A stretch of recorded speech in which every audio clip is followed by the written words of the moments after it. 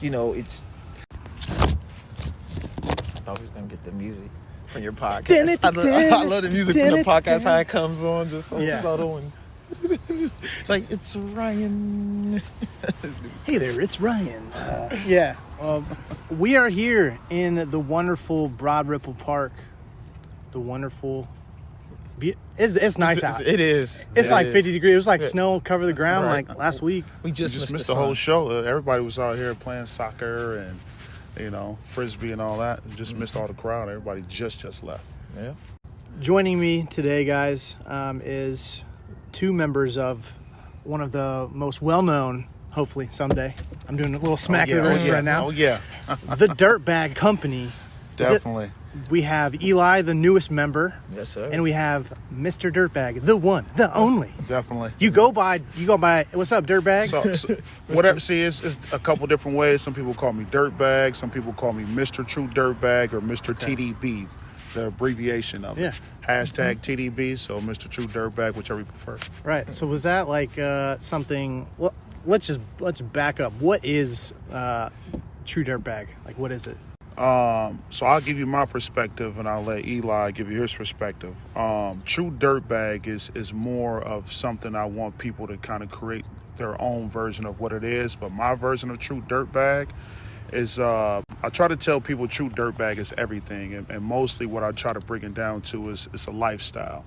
So if I break down the lifestyle of True Dirtbag, it's really the good and the bad. If you break it down with true is truth. So truth, you got good. True, truth, good. Dirtbag, bad. So that's the good and the bad, So we're pretty much embracing the dirtbag of life. It's basically the good and the bad. You only get one side of people, which is always the good side. You never hear about the bad or see the bad side until, later on down the road, 6 months to 6 years or something. But we embrace it from the get-go, When did you start it? 2013, so about 7 years ago. Wow. Definitely. Eli, what would be your version of True Dirtbag from your perspective? My perspective okay, because you gotta look at it from me. Of course, we've been friends, all three of us, for what we going on almost 20 years now. We've been friends. Yeah, so there's a third member in South Bend. Yep, definitely. Yep. Yeah, So South we've been Bend friends third member. almost 20 years now. So and I was more of a fan before I actually became the team. So that what he just explained to you was everything that I got, early on. Yeah. With watching him start it, and create it and bring it, to life and everything. So me as a fan, I'm seeing it. I'm like, Dirtbag. And I'm like, man, it's the funnies, to me, it's the funnies for when I look at the site of True Dirtbag, but in the whole lifestyle, we all got a naughty side, where do we get the comedians the naughty from? Side. Somebody who cracks jokes. A comedian is a for sure example of a dirtbag out the gate. You get what I'm saying? Yeah. So, like, I crack jokes. Like, Push the people envelope. people know me. I'm a stern, lenient guy. Like, I'm a leader, but I can get down on some jokes. I can get down on some jokes here and there. So that was the dirtbag in me. That was me being true, to myself. Yeah. So that's me being a true dirtbag. Right. So my perspective of it is just seeing, people, we all have the image that we have to upkeep for, our brands or whatever it is, right. And this is just me. This is me. This is what you're going to get outside of work. This is true. This is Eli being a true dirtbag. You know what I'm saying right now. So, Definitely. Like I probably would crack on King Griffey Jr. because of your hat right now, because I'm a Cubby. You got on the White Sox hat, but it's all right. I'm not going dirtbag King Griffey right now. I'm not going dirtbag him, but that's my perspective on it. Is so the funny side of it, dope humor side. But being true to the side that you don't really show everybody. Right.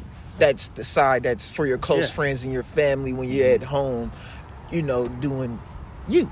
Right. Behind closed doors, just doing you. So being true. Like, first glance, you'd be like, oh, I'm true dirtbag. Okay, so I'm an asshole. That's who I am. Yeah. But That too. Right. You can be a good asshole or bad asshole. The bad asshole to me is more of the scumbag, one that has no remorse, no morals, no character, no nothing, right? That's your traditional jock.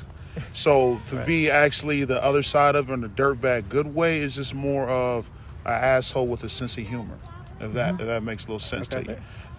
That's kind of how I look at myself. I'm that asshole with a sense of humor. I'm going to say it in a funny way to where you won't get offended by it. You kind of understand it, laugh at it like, wow, I can't believe you said that. I'm the one that's going to say the things that people want to say but don't say. But not in an obnoxious way where I'm trying to hurt your feelings or something like that. I feel like a lot of comedians would like mess with your brand. Right. Definitely. Big time. Just by default. Yeah, Definitely. Big time. It's Definitely. crazy, man. Do you have like Crazy Louis C.K. rocking our gear, unfortunately. And that's the big picture of it. We're trying to get everybody involved in it that affiliates with that process, because it was hard to come up with the definition of true dirtbag. It took a long time to figure that out because it developed into so many different things.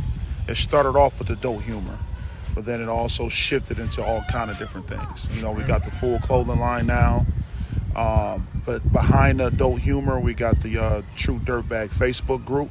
Okay. We started off with just me in the group, and I did it because comedy was my favorite genre, right? So I always like to laugh at something on Facebook, and I could never find it later on. So I'm like, how do I find this content to laugh at it later on? Because I'm at work. I can't really, be on my phone because it's shunned upon, frowned upon that you're on your phone at work. Oh, no, we don't want to get in trouble. But I'm a rebel, so I was like, you know what, let me go ahead and save this for later. Created a group, ciphered everything in there, and then it started catching, to people. It took me about a year to get people to catch on what I was doing. And then today, we're 18,000 plus. I love that. Hey, good old music song. all right. We should probably move because they're going to be loud, and then it might. I didn't see that. Where you want to move to? Oh, actually, March start raining too, so we should go probably to my car. That's cool. I just felt the drizzle. Yep, I got one little drizzle.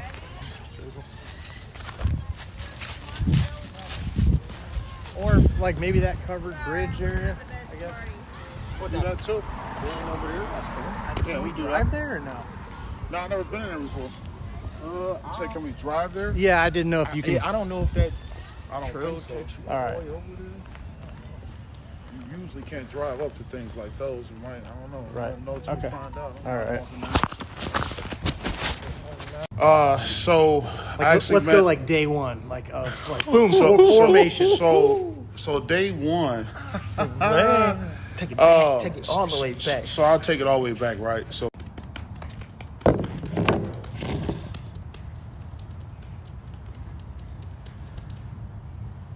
day one, I actually met CJ and Eli at the same time for the most part.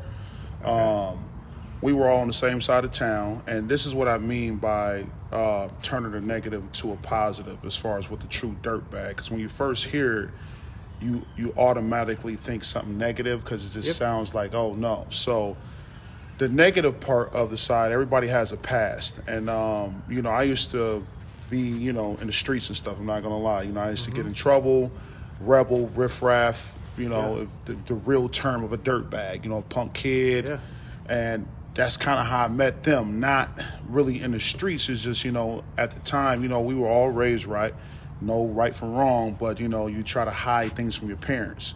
So we would go hang out, and we from the same side of town. And we Is this ended up Indy or where? South Bend. So Okay. I actually moved to Indy just to expand the brand. Okay. But as far as the whole beginning of the brand, it's all from South Bend, the side of town, and we started off with music. So even though we were on the streets and getting in trouble, music was our escape. That's what really brought us all together. It was more of the music thing, With the music, it really put us in a whole nother scale of things. Like the music put us as far as notoriety, and the streets gave us notoriety. It's as far as just like the women. The women like the bad guy. So it was like, we catered to that. I'm just being honest. They love the bad guy. They love the dirty dog. Yeah. So True Dirtbag is comprised of three people: you, the actual Dirtbag. We have Eli, and then is it your friend or your family member? Who was the other person? Another one of my friends. His name's CJ Macon.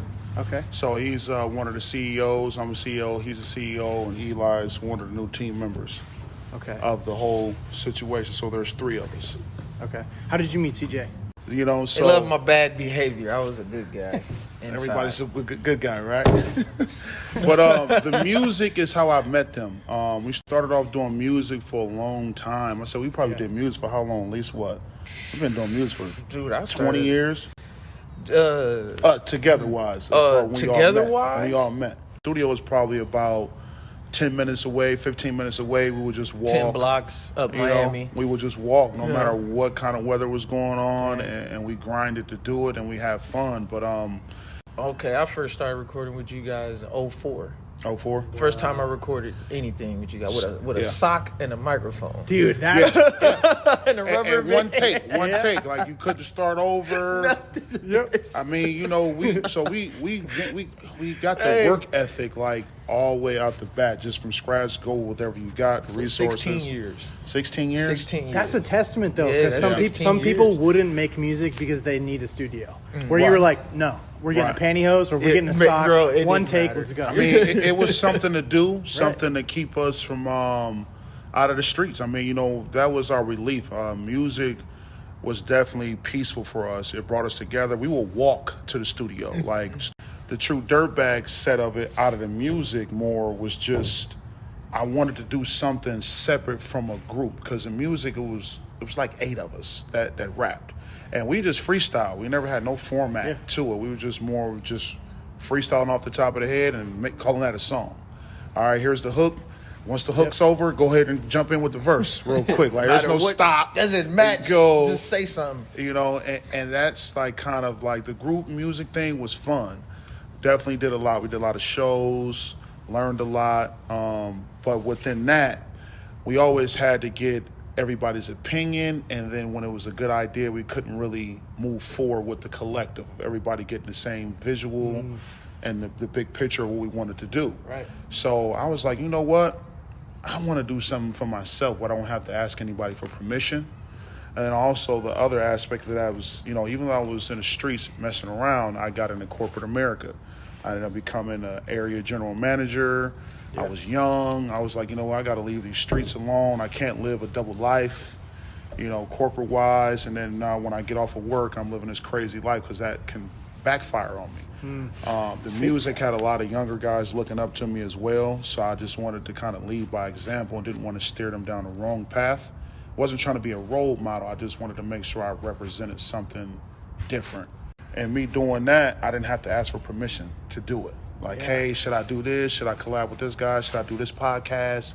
Should I, you know, create this design? I just asked myself. Once I started just going, so, I mean, that's kind of where it came from. Just wanted to do something for myself as far as creating a whole true Dirtbag for myself. So It actually surpassed the music group. So when he was starting True Dirtbag, like I said, so this is me being a fan then. So I started off as vinyl on a regular Gildan cotton T-shirt. Yeah. Hey, I'm telling you, right? So now you seeing what he has now. Right. You know, the hat, the sweater, the coat. I mean, then it was just like... It was just T-shirt. It was a T-shirt. It was like- a T-shirt it was business. Right. And all clothing lines start from a T-shirt for the most part. It's like you wouldn't have thought. You know, you Right. wouldn't have thought. Yeah. Like you know, so like I said, we've been friends. Like I said, 2003 was when we all pretty much met. But 2005 was when we really, you know, gelled together. You know, as a group.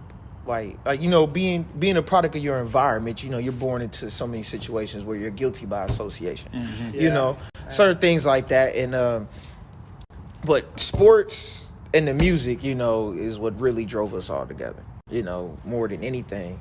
And so, with us, with the group, with the music thing, because that's really where my part plays in to where we even can be on the same team right now, is because the experience with the music that we had and the platform that we had, it's like a 5-year run. We had a good 5-year run, Man, from the bottom to the top. So me seeing his business aspect, my business aspect, him being where were you I was manager like- out I there at was- the airport? I was, yep. I was a supervisor with a cleaning crew. Yep. CJ, he ran some IT with the one glue. They made the drums for the Army company. I can't remember the name. Dirtbag. So platforms. Right. Dang. You know, we all were in a position of where we had to, you know, run something where we were held, you know, accountable in the business. You know that I don't even have a Facebook. But trust me, you know what I'm saying. I know all about it. Right. You know what I'm saying. You know what I'm saying. And so just to see all that, and then. Right. And so when things kind of like blew over with the music, which we still have the music, you know, when things kind of blew over with the music, I seen those two branch this way more and actually bring up True Dirtbag, the group on the Facebook. So, you know, and that's where I'm at with it because, you know, I moved here first 2 years ago. I was in Bloomington for college, so I was already like trying to branch the music out. So when he actually took my advice and came, and I left for a few months and I came back in April, and I'm like, bro, like I see him put in the physical grind for this, not just the social media. Right. And I'm like, bro, now I see it. Yeah. I see what you want to do with it.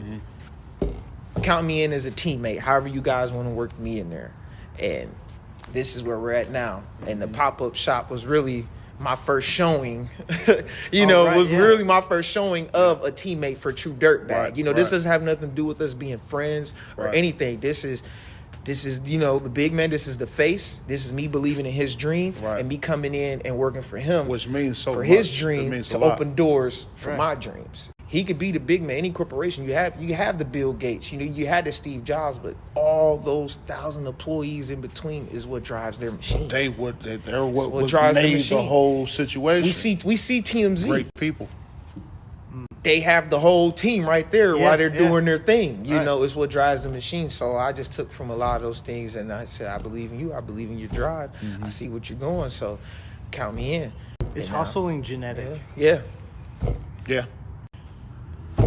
Hustling is genetic. Man, It is genetic. I think so. Yeah, I feel like sometimes it is just like that. You need to do It's your got to own be thing, in you, right? but yeah, like just. When he was starting it, we already had. I think that's so cool that like all three of you were not only were you in a management position, but you're doing something, but knowing that the thing that you're like you have to do this, but there's this other thing that I really want to do, and like I'm putting in the work. Right. I also like that you're like you can see like the passion and the hard work in someone. You're like, I want to be a part of it. Right. And that's what it was. It took like I had to see it because, you know, like I said before, early on with him was starting. Or get it, you know, from the police or anything like that. So, hey, can we go over here and just hang out with no issues? We had Brave Gang Music. We had Natural Born Stunners, which that was the car club that we were trying Card to get or going. car? Car. Okay. That we were trying to get off the ground, you know, because everybody came in there like their muscle cars and cool cars at like the same the car time. club was a big thing. Like it still you got is. the motorcycle club. Still then you is. got the car club. So what does a club do? Like meetups and stuff? You know, show off your nice cars. Yeah, basically showing off Pop the your cars, hood. stunning. Yeah. You burn watch outs. Fast and Furious. You know. I have seen Fast and Furious. It's more. See, it was more of the group thing because a lot of times people always look at groups as gangs because what you're there's saying, yeah. a group or a brotherhood. Right. Automatically, if there's a group of people, you're a gang. When we come from South Bend, it's not a lot of opportunity in our city. So you didn't really have a lot to do, so you had to make up things to do. So that's where we did the music. That's where we tried to do the car club. We just try to find something that we can hang out without causing any trouble or getting in trouble. Right. There was always an issue because there was a crowd of people. We're not doing nothing. We're having fun. We're minding our business. We're not bothering anybody, but that was a huge issue with our city. So, you know, we just tried different things. Definitely different things. South Bend's pretty conservative. Yeah. They are. They are. That must have been a little hard. Yeah. For a rebel, yeah. I mean, you see why I'm a Wolverine and not a Fighting Irish. That's a good point. Exactly. It's dangerous. I don't understand him. I can't believe it. I'm just It's saying. like this guy goes to a Notre Dame football game with Michigan gear on, like, listen, like tailgating, and people looking at him like, are you crazy? What are you doing? I live life on the edge. You man. lost guy?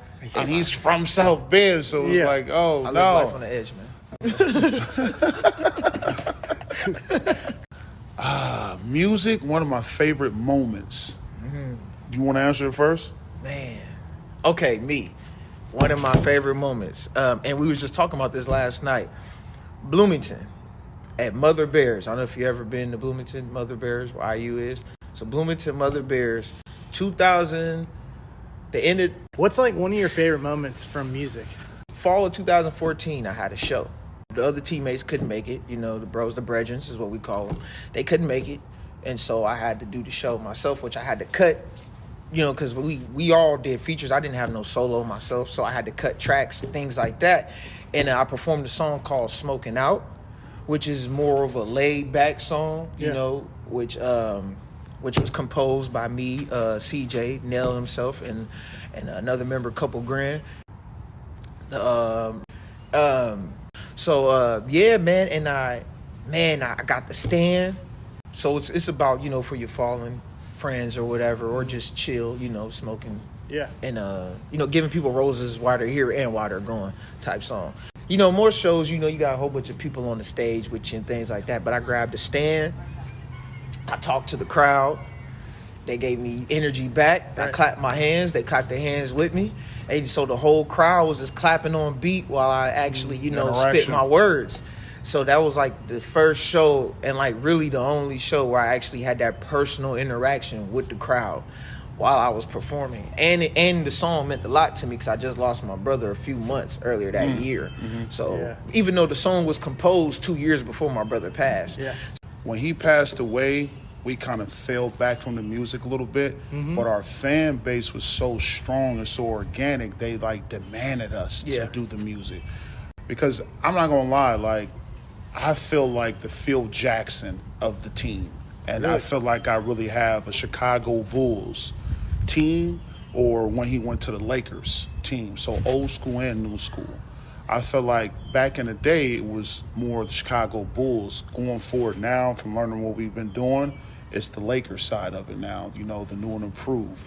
But my favorite thing about the music was when we put on the Snooze World event, right? Yeah. The Snooze World event was in members of our brother that passed. And with that, you know, I was the business guy. I would go out and go chase the venues and meet with the owners and stuff like that. It was something I was natural at. So with that, I decided, hey, let's try to go get one of the biggest places downtown. You know how the theaters are, and they got the big sign? Yeah. I want that sign. Yeah, that's sick. So I was like, let's get that sign, and we got it up there on the sign. Dang. We were the first ones to do it, right? City. So yeah, it was that was one of my best moments, man. One of my best moments in music, right there. So spinning off of him was what he's, as far as one of our brothers, you know what I'm saying, that passed away, basically. One of my favorite moments in the music was get a phone call. Hey, we can't do the show.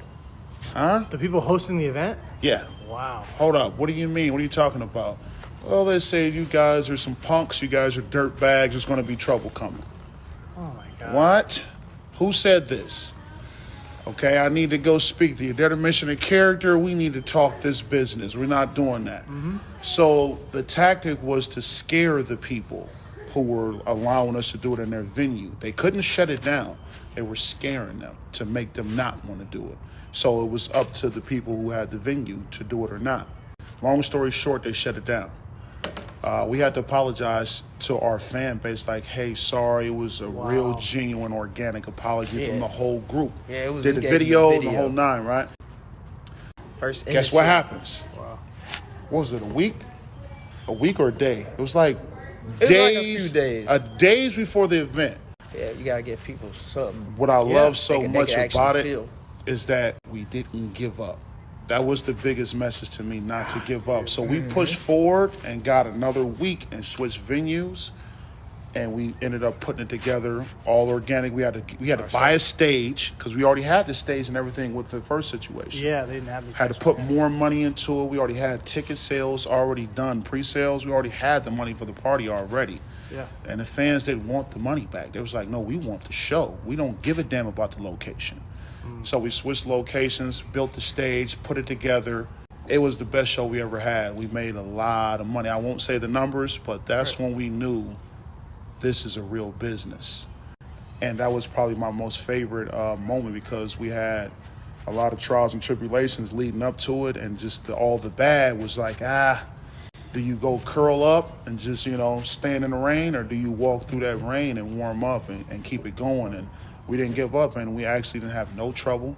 Everything they said about us wasn't true. Of course. We had a full fan base of women, and everybody had a great time. We've never had issues, and it was successful. So that was probably my most favorite moment, just to see that name on that sign, us get painted a certain way, and we give them something completely opposite of what they thought it was going to be. So that's probably my favorite moment with the music, to be honest. Yeah, and that was, I think the venue held like 1,200 people, and I think we got close to 50% of that full.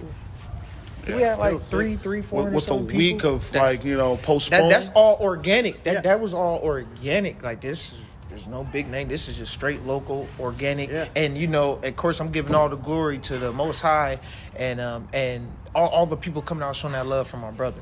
So it was really more of that love for my brother than they love our music. They know my brother was part of the group there. So, that was.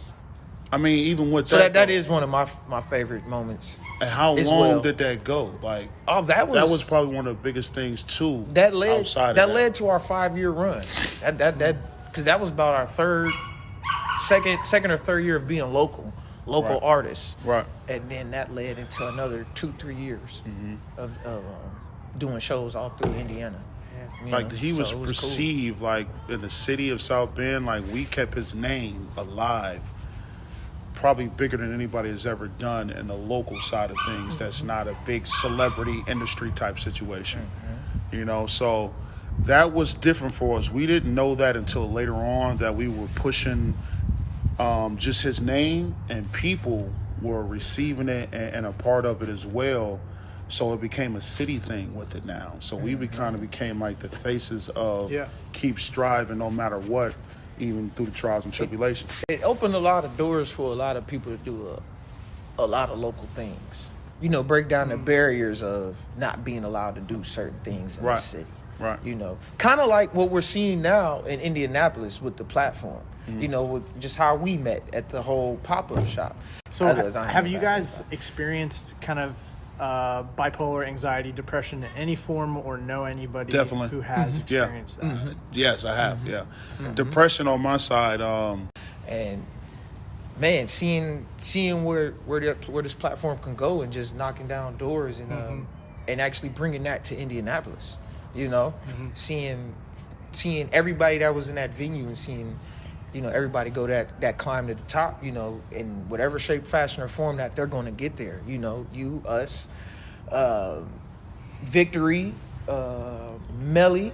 Melly, he called his Melly, and then then our other guys with the A. Was it Archive or Avalanche? Yeah, Archive. Archive. Yeah. I like those and then man. The Hemp. I keep calling it hemp, CBD. What is going on, man? But you trying to come to the don't be mad THC at side me, of things, man? Hey, The hemp. CBD, my bad. Don't be mad at me. Feeling lonely on this journey of this vision I had, because when you have a vision, nobody can see your vision, right? It's like trying to explain your vision to another person, and it doesn't come out how you told them. It comes frustrating. The journey and the money put into it, and you don't get any money from it until later on. Just being on that journey by yourself, it's a lot of pressure. There's so many things that come in the business and running a brand. The backside of it, the paperwork side of it, copyright, trademark, taxes, tax ID. There's so many things, and I only have a high school background. I didn't go to college, right? Really? That's another thing that people look at. They look at you and frown upon you based on your past and based on a piece of paper. A piece of paper from college tells you the technical term of things. And here's a paper that says that you're smart. I don't need a paper to tell me that I'm smart or how to research, because all they're doing is researching in college and writing papers. It's basically essays and somebody teaching you something. Yeah. I don't need to be in front of a teacher to be taught something. I would rather be around other teachers to teach me something outside of school. That's why I like entrepreneurs, because everybody has their own unique, whatever it is they do. I'd rather learn from those people that are in the trenches at the bottom ground level versus the top level. Yeah. So How you dealt with depression? marijuana. Sounded dirtbag to me. Dirtbag. I was like, okay, right? So I took the pill, to be honest. Yeah. Marijuana for me is a stress reliever. Yeah. Corporate America that is frowned upon. Oh, you smoke weed, we're going to drug test you, we're going to do this, I don't never go into business under the influence. It's more of when I'm at home in my own recreational space. It's my time, I'm outside of work hours. That's nobody's business. So responsibly. Basically. Yeah. But it's a stress reliever for me, a real true stress reliever. And here's a real story behind that too. Like I actually had knee surgery, right? Yeah. And basketball was like my first love. I can't play basketball anymore. When I went down, they put me on a Duracet. Okay. The lady called it an oldie but a goodie. How have you dealt with that? And I couldn't feel my leg. That's how strong the shit was. Jeez. I couldn't walk. I'm like, no, I can't do this. It's not gonna work. So I smoked some weed. See, Weed, not even THC. No, I'm just saying. Right, I'm just saying. It's just a lesser high. Right, it's still right. high, yeah. Yeah. Do you have coping skills? Kind of like my question, but it's more so I'll be more specific. Like people play piano, people draw, people what do you like? But the THC out the marijuana actually helped me through my surgery. My pain, I stopped taking the pills. I didn't want to be addicted to the pills. So I left that alone. And I was like, let me do the THC side of it. And that's what helped me get through my physical therapy and just the whole surgery thing. So I would say marijuana.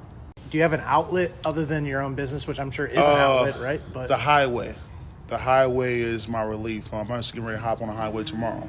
The highway to me is a huge stress reliever as well because the world is on its own frequency. Energy. I'm big on energy. Just hopping on that highway, I can really escape and not really pay it. I don't really listen to music anymore when I'm driving. Really? I like to listen to the world, man. The world is music. People don't understand that. We're so deep in the music now, we're in the different levels of the music. We're in the frequencies of the music now. People just listen to the bass or the lyrics and they say, that's music. So without the bass and the lyrics, there's no music. If you don't fail, you don't succeed. You have to fail to succeed. Yeah. Failure is not a bad thing. Failure is actually a good thing. And when I finally understood that, I wasn't depressed anymore. So now I'm in a space of I want to fail so I can learn from it. I'm not depressed because something didn't go right. Now I go into it like, okay, I have something to do now. Yeah. What did I do wrong? Let me get that together. Now let's work on that. That's where he comes in, where what I can't see that I'm not good at, he can help me in my weaknesses. Vice versa. And his strengths that he has, I might be able to help him with some things. So I don't really look at it as depression anymore now that I really understand what I'm here for and what I want to do. I think it was just more me just being harder on myself. Yeah. We're all our own biggest critic, right? No matter what 100%. It is we do. So I just had to lighten up a little bit, man. It's it's not that serious at the end of the day. If you appreciate the small things in life, you'll really realize it's a blessing just to wake up every day. Yeah. Have a glass of water, take a fresh breath, air, breath. How do you say it? Fresh breath of air. That's a quick one. You got to get it out. Yeah, it's but people just take things for granted, and you really don't understand that everything that you do is a blessing. I think people get caught up in the physical stuff. Yeah. What about you, Eli?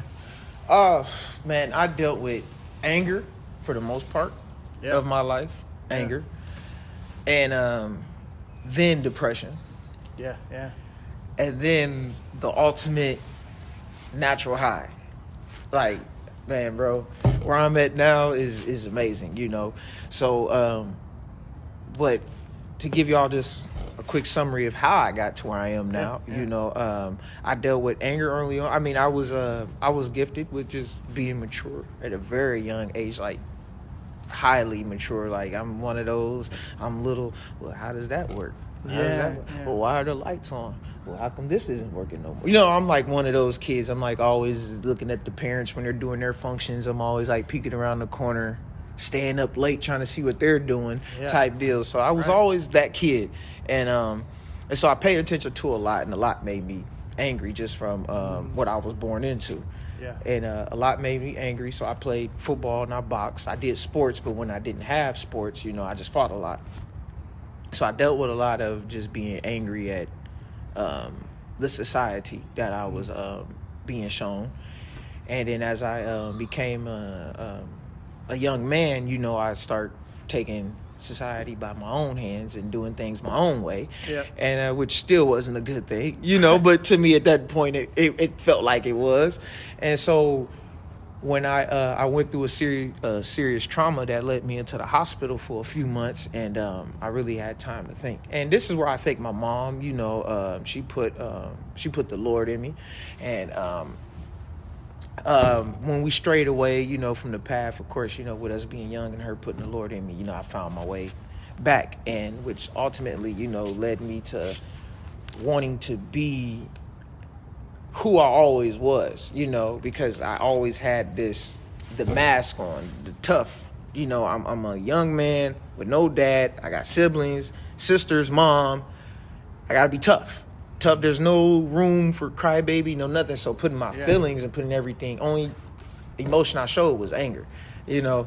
So long story short, man, when I decided to actually move forward with education, go to school, you know, go to college and things like that, man, it was hard separating, you know, a life that I always lived, my friends, because not everybody's bad, you know, not everybody's, you know,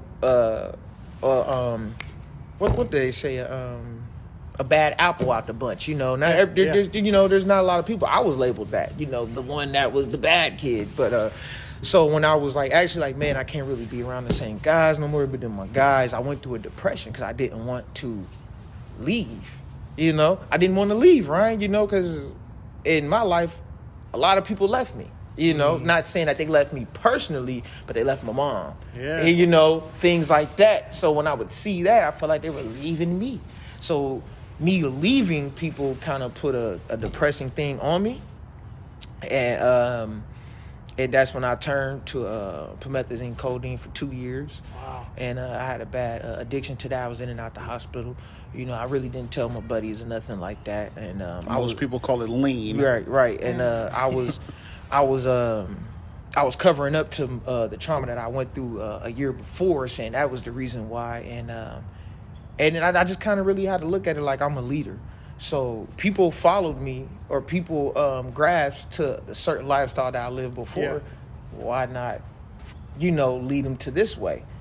Fuck what everybody else is saying, you know. And that's when I got off into all the Gary V's early on, the Motley group. I don't know if anybody heard of it, you know, where they say still be foolish, you know. They say just be foolish, be a fool, you know. They always say stay blessed and stay foolish. Yeah. Which basically anything, if somebody told you, I like that. If somebody told you, or should I say, you told somebody your dream to start this vintage thing, to go hit all the Goodwills in America, and somebody probably told you, bro, you know how much gas you're gonna, like, that's dumb. Somebody told you, like, why would you be a fool? Yeah. Well, remain a fool, because now look, the fruits of your labor, and you got more labor to do. You got more fruit to bear. Right. You know what I'm saying? Right. But look where we're at now, from you being foolish. Look where I'm at now, from me being foolish. True Right. dirtbag. You get? So with the Lord God Love it. and with the Lord God and self-motivation, I brought myself out of that depression, and now I'm here right now, man, overflowing with more motivation, inspiration, you know, grind, love, forgiveness. And, That's a huge one right man, there. Forgiveness. And just, you know, and just ready to open doors, man. Not for me, but my family, my loved ones, and enemies the same, you know. What's been the best practice or like best benefit you've seen from like practicing forgiveness? You said what was the question again? I'll rephrase it.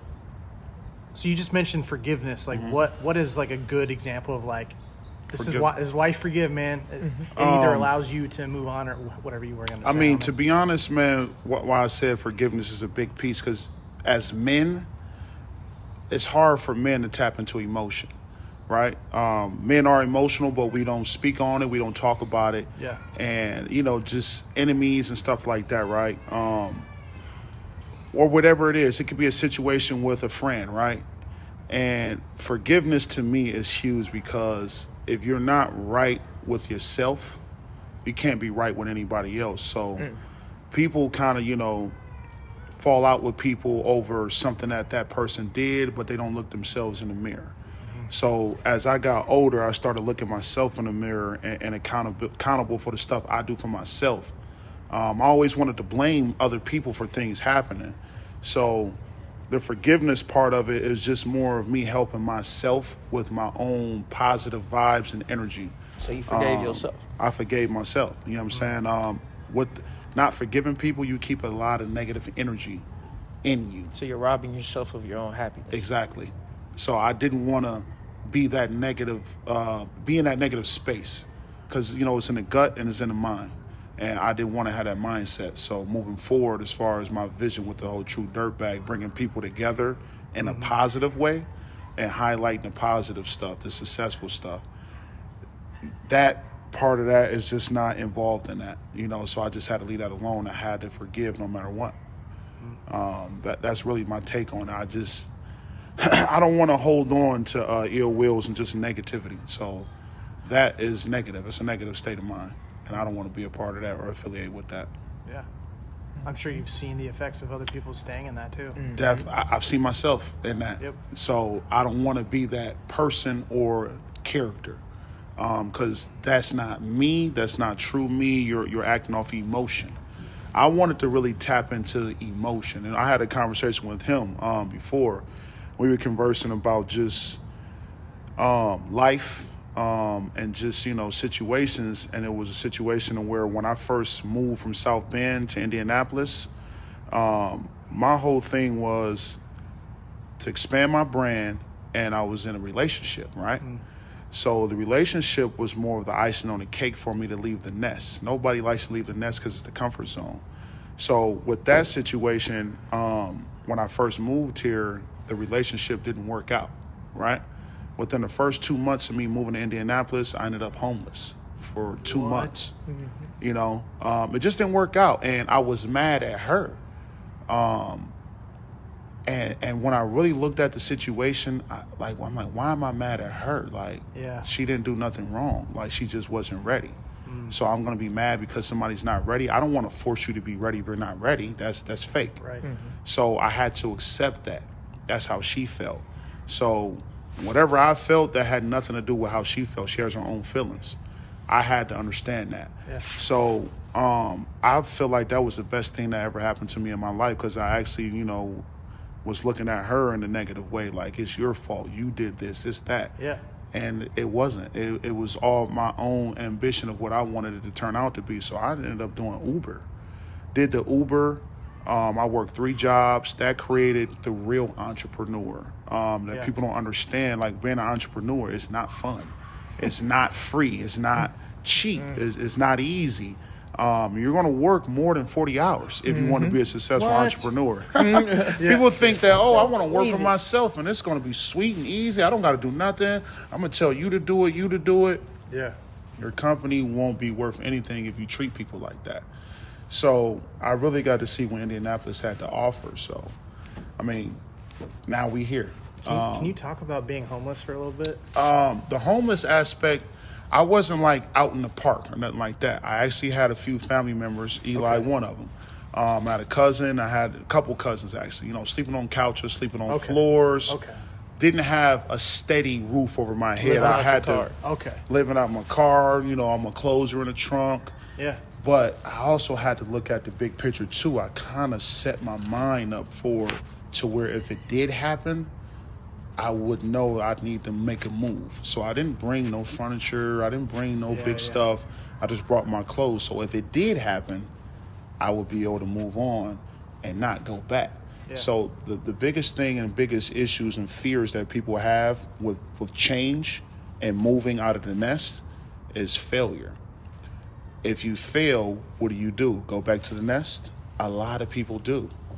I'm a rebel. I don't want to go back to the nest. Go back to the nest to do what?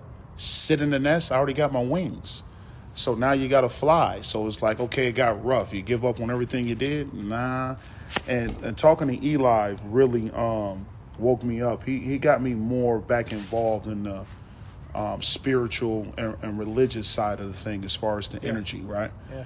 And those talks that we had really like sat with me and got me mentally focused. Because I was really, like physically, I was broke down from my job. Mentally, I was broke down from the separation of the group, of leaving the group of the music, and then shifting over to my own thing with the True Dirtbag brand. Yeah. Then a man's closest thing other than his kids, mom, is a relationship, the woman that you're with. So I dealt with all these devastations all at once, right? And on top of that, with the brand, I had so much passion into it. When I did a going away party, 30 people showed up. Like, I thought it was going to sell out. I'm like, Yeah. that's all. These are the only people that care about me? What? I was depressed about that when I should have been appreciative that at least 30 people showed up. Man. I was worried about the wrong shit. And that's the problem. You know, everybody wants everything perfect. Just be appreciative that you got at least 30 versus, you know, none. And I had to refocus my energy and my mindset. And that's basically what I got out of, you know, having conversations and conversing with Eli. Like, he really helped me mentally for the most part. So that's really my take on that. Good.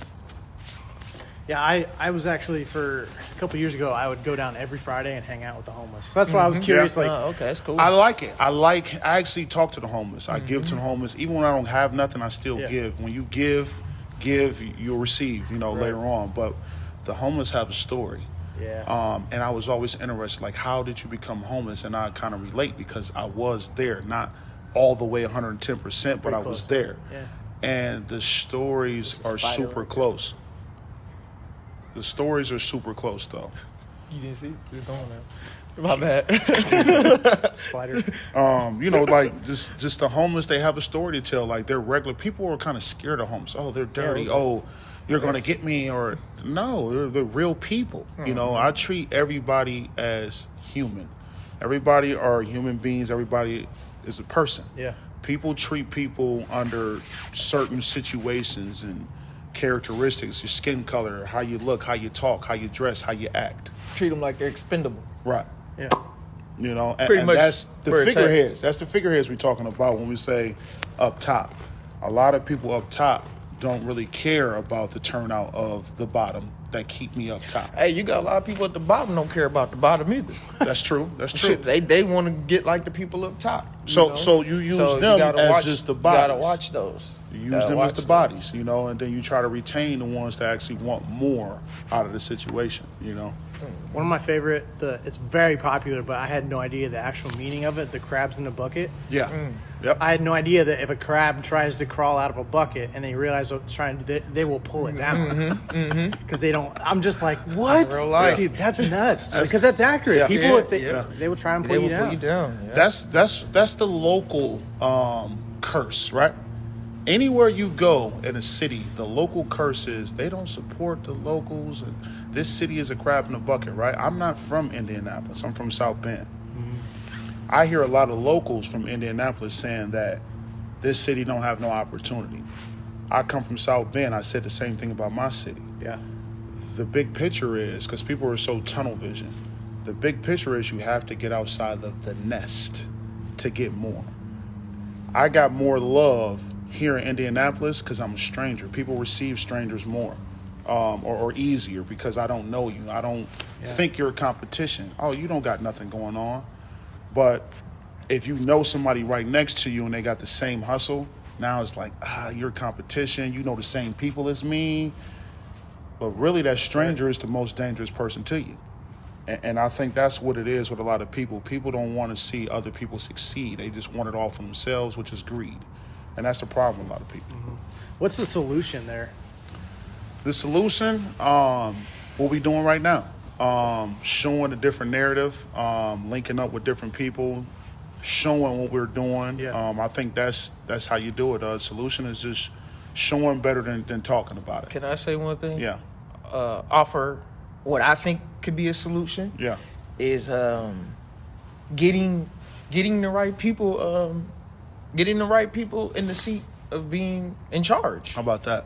I like that. That's I like that. That's say like me, like I always say, because nobody ever told me this before. What makes a great leader?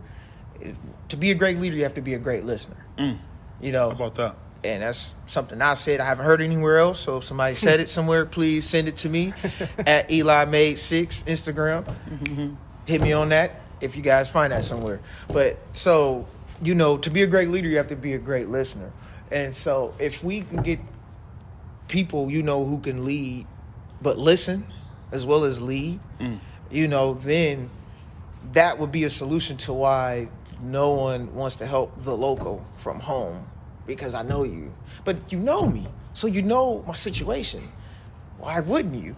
Regardless if my situation was mom has a little bit of money or mom doesn't have a little bit of money. Right. Regardless, you know me. You know me. Mm-hmm. So why wouldn't you want to support me? To support me is me helping you out. All right. Bro, I'm going to come to your event. Can I get in free?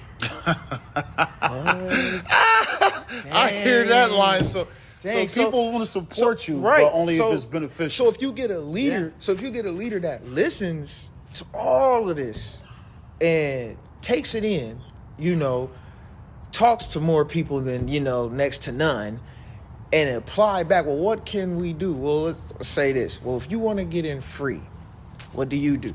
This hat right here, if you have this hat as a purchase, in any future events, you will be in the True Dirtbag event for free. That is your ticket in free. So you bought a shirt from me. You probably bought it a year ago, but that same shirt gets you in my event free. Right. I got support from you. It's for you to get somewhere free instead of you just saying, bro, I'll be there in attendance. If you do this for me. Can I get in free? Right. Because I'll make it look good because I was in attendance. Well, bro, what if you're the only person that shows up? Right. Yeah. In my attendance, to thank you, but I let you in free. You know what I'm saying? So basically my solution is basically getting the right people, who can lead and listen, in the chair, of boss, the boss man's chair. Well, don't you think that should be us? Yeah, that's what I'm saying. Like what Abraham Lincoln said, and I quote, he said, teach the children so you don't have to teach the adults. How about that? Like that. Teach the children so you don't have to teach the adults. If I learned this as a kid... You're full of quotes. Yeah, you don't have to teach it. Quotes is how you get it done. I'm a bookworm. That's how you get it done. That's good. You know what I'm saying? Yeah. But what I'm saying is, so if I already know this, I don't have to learn it as an adult. You're spending too much time teaching the adults. Mm-hmm. Yeah. If we got to learn it, who's teaching them? By the time we're done learning it, they're grown now. And it's so hard for you, like the older you get, for your mind to change, and you're so set in your ways. Right, exactly. As kids, it's so malleable. That's a word. Yeah. But no, that's those quotes is a short way to teach because the attention span of a person is 6 seconds or less. A quote is 6 seconds or less. For sure. If you're teaching them a whole book, you lost them. Right. So the quotes really stick with us. We converse a lot. We have these round table talks, but I guess it's what they call a podcast nowadays. So we definitely appreciate the opportunity, man. Yeah. We love to do more of this because you can learn from each other out of the story and the path and the journey that you go down. So that's why we like doing this type of stuff. Do you guys have like a quote or motto? Like, what's your most recent quote or motto that you've been like, you either got it tatted or you're like, I got one. I'm living by this. I don't have it tatted or anything, but Derek Grace, if anybody knows Derek Grace, he's pretty much I'll say an activist, educator, and he's breaking barriers for creating general wealth amongst the black community, named Derek Grace. But he says this: unlearn to relearn. Unlearn to relearn. Those are that's like my big I love that quote. Unlearn. That's been my whole thing for like the past year and a half, is unlearning and relearning. Just pretty much of what we've been fed, man, since growing up, man. From grandfather from news America to history, everything, religion, politics, whatever. People believe what they're your told peers, and don't do the research. Your social circle, all of that shit. Unlearn to relearn. man, stop the bad habit, stop the shit, you know, that creates the jealousy, that creates the hate. One word, you know, I really don't like is little. When you put little in front of something. Yeah, I like that little thing you got going on. Hey, Ryan, I see you got your little podcast going on. Little, cute, little. Small. But you know, what I've learned, you know, little is much when God is in it. But you know, we not gonna get that far, so you can keep calling it little. But what I'm saying is, but when somebody puts that little on your accomplishment, they're belittling Get a little offended. You know, but why? Why is that created within you? Right. You know, why is that created within you? So I was talking to my nephews, and I was telling them about my other nephew getting a necklace from his dad. And he got a girlfriend because he got a necklace from his dad. And the first thing out their mouth, instead of saying, oh, instead of them saying, they say, well, I bet the necklace is fake. Wow. So this is what I'm saying about unlearning and relearning. Yeah. You know, because a lot of these emotions, a lot of these things that are created, it was learned from me because I didn't even know it was going on. I've been institutionalized. Yeah. You know, so that's what I'm saying about unlearn to relearn. That's what I'm getting at. So with mine would be, as far as quote, and I always say it, true dirtbag, it's not a slogan, it's a lifestyle. I hear a lot of people with the lifestyle stuff, right? Everybody has their own lifestyle. Now, what I mean by it's not a slogan, it's a lifestyle, right? Slogans to me is kind of, you know, corny, cheesy, you know, come and go type of movement, like a dance. A dance is like a movement. To me, that represents a slogan, something that's just a quick, okay, I like that. Let's put it on a shirt, sell it. Let's get as many as possible, as cheap as possible, and charge as much as possible for it, right? Yeah. So the lifestyle means that you're really living it. You're not talking about it. People talk too much. They don't put enough action behind it. So I always tell people, you can be a dirtbag any day, but to be a true dirtbag, you have to live the lifestyle. And people say, what is the lifestyle? You got to get involved, pay attention, dig deep, do your research to see what the lifestyle is about. You know, the lifestyle consists of a lot of stuff. Yeah. Clothing line, event promoter, special parties, marketing.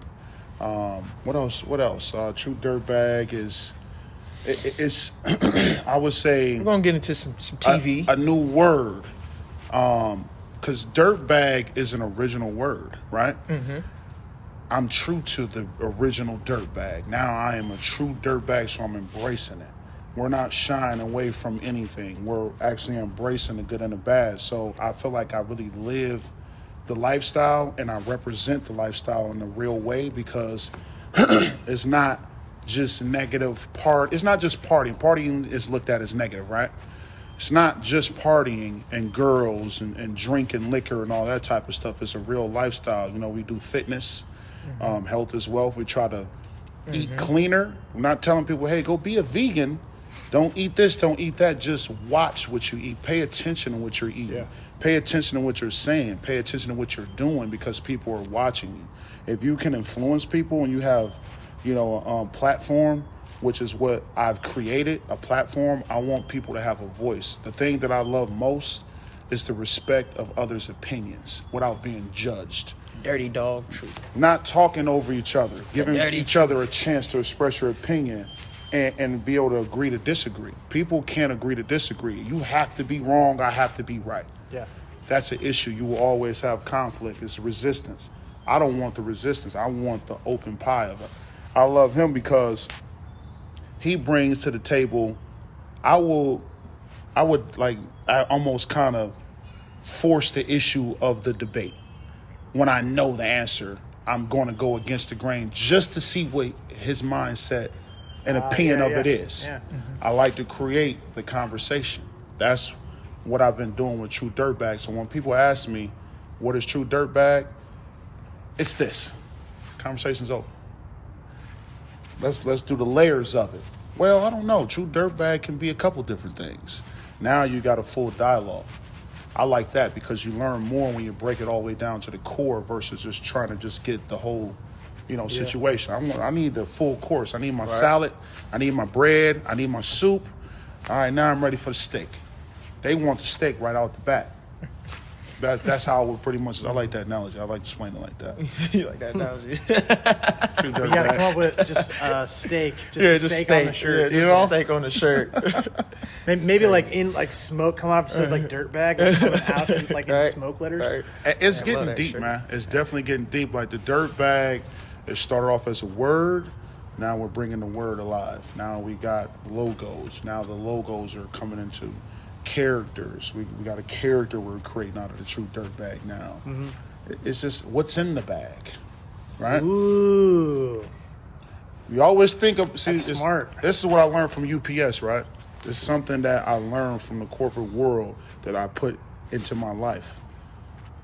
You got to see the big picture versus being tunnel vision. A lot of people just see what's in front of them. Remember I was telling you about the whole camera when Jack was teaching me. My cameraman, Jack Bernacci, right? He was telling Don't me. give out too much game. You know what? Let me not say give out it. too Jack much Balenciaga, whatever his name is, right? Don't give You're out right. too much game. So I'm not going to give out. They say the game is meant to be sold, not told. I This apologize. guy. So No, look. put us out. I'm not going to give you that full analogy, but long story short, he was telling me, okay, you're looking at it from this angle. Look at it from this angle. So instead of being tunnel vision and looking straight forward, you need to get the big picture. So you have to open up your focus. And when I did that with the job, with my life, I started seeing more out of situations versus the task, you know, or whatever the situation was. And it really like put me in a whole nother life set, you know, as far as lifestyle, mindset, physically and mentally, to be honest. If what's your advice to someone who, let's say, maybe a couple years behind you, or they just haven't started that thing, that lifestyle brand, they haven't started making music, they haven't done X, Y, Z that they're really passionate about? What's your advice to that person who's in that space? You want to go first, or you want me to? I'll take this one real quick. Give you a little saliva break. I'm ready. I want to hear you first. All right. My advice to anyone who hasn't jumped off the porch yet, of course, first things first, man. You know, consult with yourself. Ask yourself, is this what I love to do, and is this what I want to do? Yeah. Once you already got that with self, then take it to your closest. Who's close in your circle? You know, your parents, your friends, teacher, professor, whoever it may be. Some people you do value their opinion, not their validation, their opinion. That's a big difference.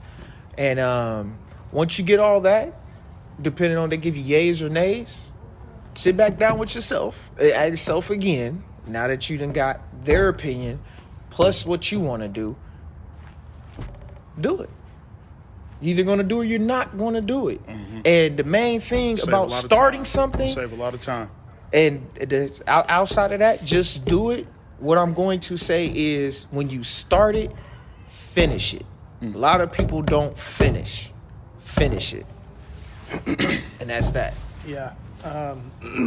Well, here, I'm going to write. I have a question. I'm just going to... You go ahead. So my take on it, as Mr. True Dirtbag, if somebody asks me, now I do get people that ask me stuff like this. I'm like a mentor, I'm a leader, I'm a father, I'm even teaching my son some of the stuff. I would tell them to learn from your surroundings, to want to be your own owner to business. Own it. Know what you want before you pursue it. That way you can do it strategically and learn from the people that did it before you. But you have to have the passion for it, or you will never love it. If you think about it and this is the sum of it all the way up, if you pursue something in the chase of money, you will never succeed, because that will be my piece.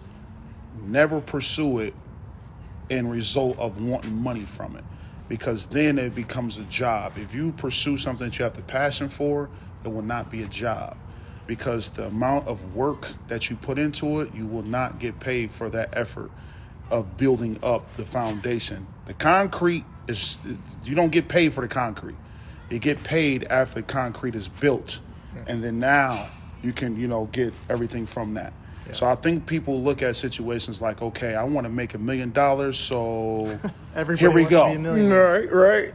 But to know what it takes to be a millionaire and then watch the person that did it and learn from them, their mistakes, weaknesses, strengths, and then now you can pursue it and you actually gain the passion to want to do it, because people give up too easy. If you don't have a passion to do it, like I don't like washing dishes. I don't have a passion to wash dishes. I'm going to give up on washing those dishes for a week and let that pile up, you know? But I would say have the passion, ownership, and never do anything for the result of money. I don't want people exchanging time for money or money for time. It needs to be a settled balance on that. You know, a lot of people are locked into, I have to go to work at this time and that time. I have to do these Monday through Friday, and that's what life is. Go against the grain a little bit. Think outside the box. And one more thing, I'm gonna iterate on that. Do not be scared to fail. Right. Do not be scared to fail. Gotta fail.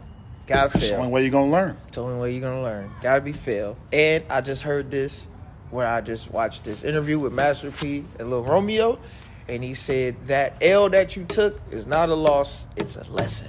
Boom. I like that. I like Another that. quote. I like that. Quotables. Oh, there it is. I don't know if it's the same. I don't know if it's the same, but it's like delayed success. Yeah. Is that the same? Is that Yeah. Yeah. success? Yeah, Yeah. That's another way of saying Yeah, it. I like it because don't you're get the manifesting success. right away. You're manifesting success. You're Right. telling yourself, I'm going to be successful in Right. this. I'm going to succeed. You're going to fail. From a shape, you have Yeah. to take an L and another L to make a W. How about that? Ah. I don't know. I'm just saying. like I'm that. just saying. Freestyling now? No, maybe. Shabuya. One question that kind of arose just from you talking. What is the difference between anxiety and patience? Man, that's a deep one, ain't it? Because Anxiety and patience. I don't want to do it and fail and be like, dude, you should have just been more patient. Take 5 years, build your Right. capital up, build network, or like, dude, you're ready to go. You're just not doing it. Confidence. I hear confidence out of that piece. I think we lack confidence in our own ideas, like in our visions. Like our visions are super big, and I think people lack the confidence in thinking that they can achieve it or knowing that they can achieve it. It's the different words: think, know, I, we, us, they, you, me. I think it's more of just getting in that space of believing it first, and then going out to achieve it by putting the things in place, implementing the blueprint of it. Mm-hmm. I think we kind of put a cap over ourselves just mentally. It's a mental thing, for the most part, I look at it as. I'm going to be all the way honest. I have not even looked at the difference between anxiety and patience.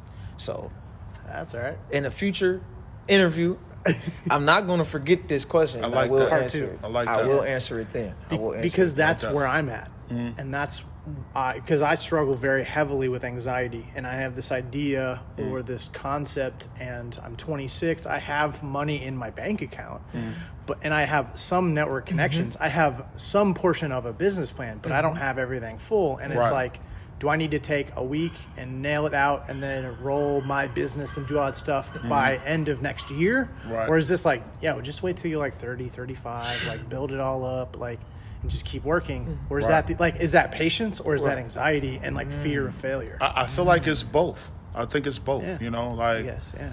and to look at the difference, I think they both go hand in hand. I mean, to be honest, like, the anxiety part is the delay part of it. The patience is the delay part of it. You got to kind of slowly go through it, because if you get it too fast with the music, right? Mm-hmm. With the music, it was coming fast. With my brand, I learned from the music, so I was patient. We were anxious with the music. We got to hurry up. We got to do this. Yep, we on. All the ladies love us, boom, boom. I see the difference between the patience now. We didn't push one song or one project past a week Because we before were we too put a anxious. new one out. It's excitement. It's the big goal. It's the big picture. If you're patient, now it's like when the big goal come, you're not over anxious. It's like hyperactive over. You're mentally Yeah. overthinking it is what it is. That's the anxiety Yeah. part. You're overthinking what you can do easily. Yeah. So you're your own boundary to that. You're putting a wall up mentally. It's a mental block. But I mean, we all have it though. I mean, it's just that's the fear part. That's the failure part. You know, it's like, how do you, if you know you're gonna bust your head on that jumping off this table, are you gonna do it? It's just gonna hurt. Most people not gonna jump off that table. A rebel will, if you don't let that anxiety get over you and just be patient and just know, okay, if I do this, this will happen. Start thinking about it in a different space and then doing it. But you have to do it for it to happen. Hey, shout out Rebel Vintage, because we use Rebel a lot of times in here, not just on the podcast. So Yeah. big ups to you, ladies. You know? But just listen to both of you guys just now, just real quick, with the patient part, because one thing I've been getting down over these past few years is a timing thing. Because I've read the book 48 Laws of Power, so a few of those laws stuck with me. With the whole Recommend the thing. book then? Yeah, yes, I most definitely Definitely. recommend the book. What's that by? What's it called? 48 Laws of 48 Power. Laws of Power. Everybody know who's this guy is. I'm just Yeah, running. people can Google it. Yeah, I'm just running a brain fart because he got the art of seduction and all that other things too. But yeah, so with patience, I'm looking at it just right now as a timing thing, because we have to be patient, you know, in certain situations to do, you know, what it is we need to do. But when you think about it, sometimes you're like, well, if I waited too long, then somebody, you know, because I've learned it with a lot of the music that I've composed. I chose certain instrumentals. I wrote certain hooks or things a certain way, said a certain thing. Sat on it because I'm like, I just gotta be patient. I gotta be patient. I don't want to be too anxious like we are with the group and putting stuff out. I sat on it so long, the instrumental came out through DJ Drama, and Chris Brown said something in the hook that was so similar to what was said in my hook. How about that? And I composed this like 2 years before they even did anything with it, and it was like, what the freak? You know what I'm saying? So too much patience. Too much patience you can miss is the a bad timing thing. of it, Yeah. too. So my thing is with Anxiety the works, too. patience thing comes down to a timing thing, right? That's what I would think. I'm just trying to, because you asked the question, I'm trying to get through. So now I'm thinking with the anxious, with the anxiety, It helps. The anxiety helps. it does help speed up because the process. it does help because you won't sit back for too long being patient. Yeah. But then anxiety will hurt you as well, because let's say your anxiety stops you from putting the stuff out. Oh, I just need to wait. People do that all the time. Yeah. Own biggest critic.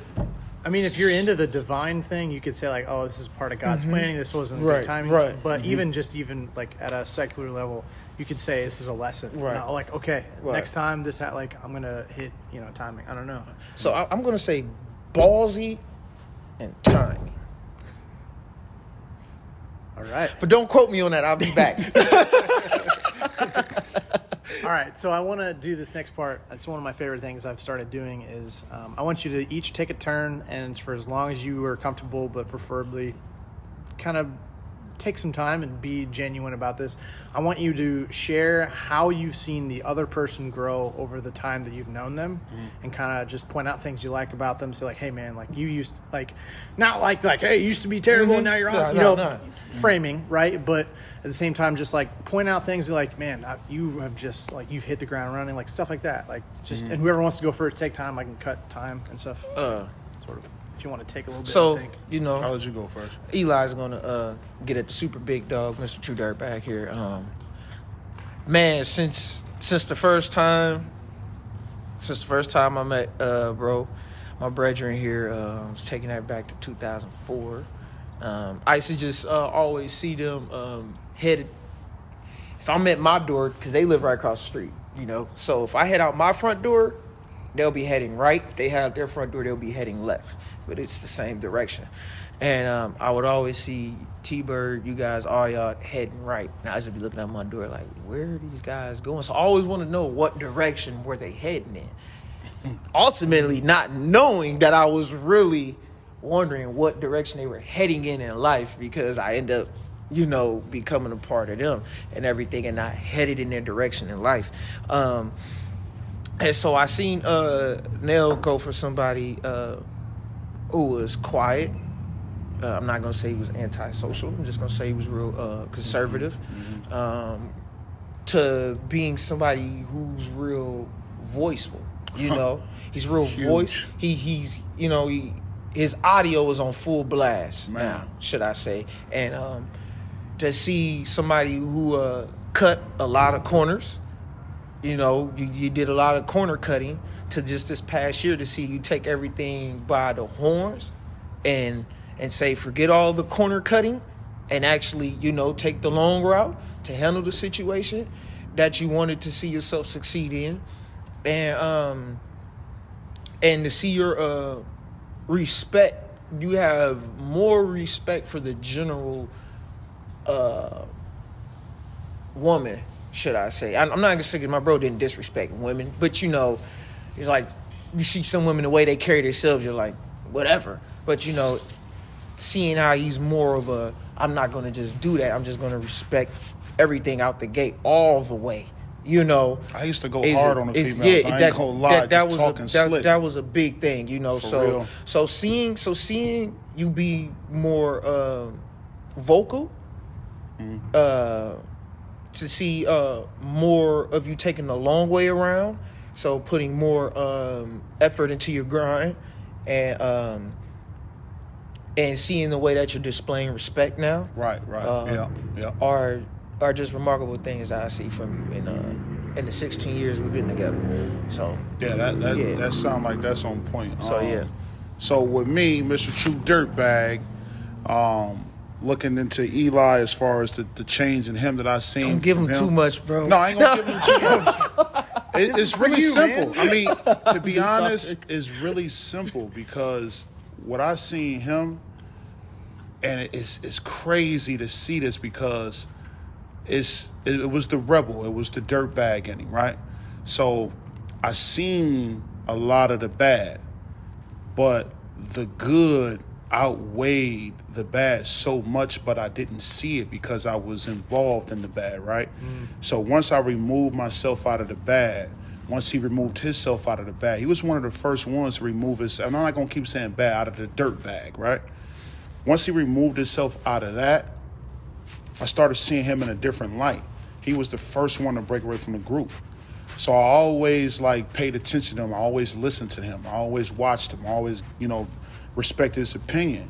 And to watch the group not really put it as a high priority, that was frustrating for me to watch his frustrations.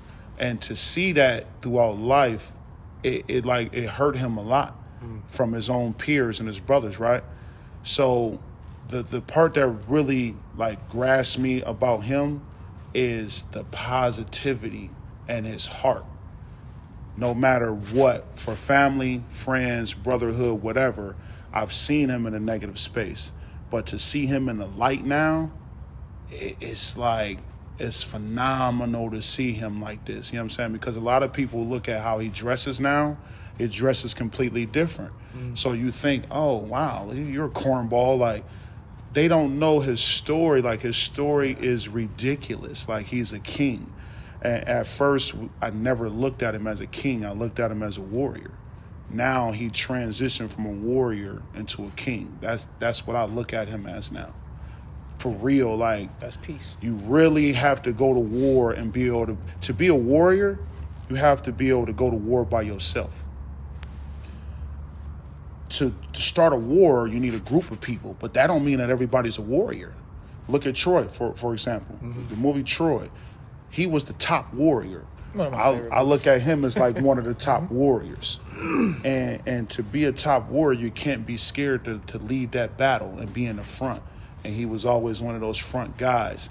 And to see him transition that anger and just the warrior into a king as a leader in a positive way, that's the 360.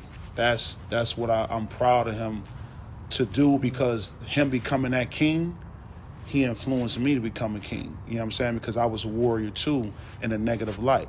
We influenced a lot of young guys in a negative way. And now that we notice how we were carrying ourselves and the things we said and did affects that, we changing that all the way around because we got a voice, we got a platform, we actually got the attention of these people. We can inspire these people. They respect us because we come from it too. Now we're going to paint the narrative of the outcome of that versus getting locked up, going to jail, getting killed. Now let's talk about opportunity. Let's talk about business. Talk about ownership. Let's talk about learning, unlearning, relearning, research, stuff like that. So that would be my piece on that. And it's peace, man. I appreciate that. Good. Sure. This is one of my favorite parts that I started doing with multiple. That's why I like having multiple people because that's my favorite thing about the rose part. Right. There's so few times in life we get to put roses on people, and until they're in a casket and can't hear it. How about that? Right. Yep. So that's like I started doing this with multiple people. I don't know. I love That's it. cool. Yeah, that's it's cool. good, That's a way of getting somebody to give their flowers before that person's gone. That's crazy. I like that. I like It's that. easy That's for us nice. to do it though because we already do it. Like we do. That's what we're trying to bring more to the table. Like these type of conversations, people don't open up about each other too much, and we do it a lot. Like I respect his opinion, so I want him to let me know. I remember one time he told me, "You think you know everything, bro?" I was like, How'd you handle that? I mean, to be honest, I was devastated. I was like, what? I was like, fuck. Yeah. You're right. I was like, you're right. And when I accepted that, I was like, bro, you're right, because I was always quiet. I never talked. Now that I talk and I have a voice and opinion, I never shut up. So it's not about me always wanting to be right. It's more of me always wanting to learn. Yeah. I'm going to create the conversation. I'm going to resist it. I'm going to be the rebel to get the conversation, to create the dialogue versus just, okay, you're right. Just like a woman, for example, right? Women don't want the easy out in an argument. They want the full argument. So if you tell a woman, you're right, there's no fun or fight in that. It's too easy for her. So it's like, no, they want you to submit. Bow down to me. I need the fight out of you. So now You going to it's- a whole another one. That's another one. That's another but podcast, right just there. a dash. We give you a dash of Dirtbag. They're gonna be like the so submissive Ryan. part of it. That's a whole nother conversation of men But and women. But it is like it's always the easy way out. You know, I don't want the easy way out. I want the hard way out so I can really gain something from it. Yeah. You know? Sweet. So this is the final 5 questions. You made it. You made it all the way through. Oh, yeah. Okay. So Cool. these are super hard. Just kidding. They're fun and easy. So if you get to go to dinner with anyone in the world who's alive, who do you go with? Dinner with anyone in the world who's alive. Yep. Oh, It had to be somebody successful for sure that's doing what I'm doing. I would say it would have to be, man, and you say who's alive. It's crazy to me that you say that, right? So one of my idols and mentors, I'm going to go against the grain because I'm a rebel. Nipsey Hussle just passed, and he's one of the reasons why I do what I do today. He I would could have see been that. that guy. He would have been that guy. And it just recently happened this year. So since he's gone, outside of that, as far as inspiration, it would have to be, I would say, I'm going to say Dame Dash. I'm going to say Sounds so Dame. familiar. What does he do? So Dame Dash was a part of Rockefeller with Jay-Z, right? He was always in the video dancing with the bottle. He was a part of the business model. But he was a big wig. And I'm going to say Dame Dash because to see Dame Dash and Jay-Z, they were partners, right? They split up. Jay-Z was the artist. Dame Dash was the business figurehead behind the artist. The artist was like, okay, I don't need you no more, figurehead. I'm big enough. The company wants me to be just the face. I'm done with you. To see Dame Dash get pushed out of that situation and still be relevant today, that's more interesting than a person that never lost position. But why is he Ooh, that's relevant? good. Why is he still relevant to this day, though? He's relevant to this day because he never gave up and he was a legit resource. No, What you what asking? I'm getting down to is why is he still relevant? Not because of his grind or anything. It's because now he's in education. Right. Now he's educating on how to get where he was. So that's why I would definitely he's do it being with more him. relevant without even making the big bucks anymore. What he's Right. giving us now is more precious than the money. It's priceless. Yeah. You get what I'm saying? You can pass $1 trillion off to the next person. They can fuck it all off Right. and Yeah. and Right. be broke in a matter of half a year. Yeah. You Then- can't spend words. Yeah, Necessarily. you can't spend words. So Guess you he's could forget. he's in education now, and that's what's keeping him more relevant because more people are hungry for what he has to say because we've Definitely. seen he is one of the main reasons why Jay-Z is where he's at Jay-Z today. is the first black hip hop billionaire. So if that guy, if this guy Dame Dash is one of the, you can't tell Jay-Z's story without saying this guy's name. Right. Yeah. So if this guy is in education, this is the first hip hop billionaire. I need to be listening to this guy. Exactly, because the billionaire ain't gonna tell you too much. He don't want you to get in the space he's in, so he can reclaim that title, right? Yeah. But the guy that helped the billionaire get there, the guy that taught the billionaire how to fish, I need that guy. Yeah. So it would be Dame Dash because he has a lot of stuff going on, like his own television network. Who do you know with that? Nobody. Oprah. You know? Not a lot of people. That's the Right. point. Yeah. Slim to none, right? yeah. So it would be one of those slim to none people. So that would be mine, Dame Dash, because of the Rockefeller situation. And he's still relevant to this day, even though they try to exile him, blackball him, and all that. Yeah. He represents a rebel at the biggest stage of entertainment. Right. Where are you going to go to eat? We're not going to no fancy restaurant. Where are you going?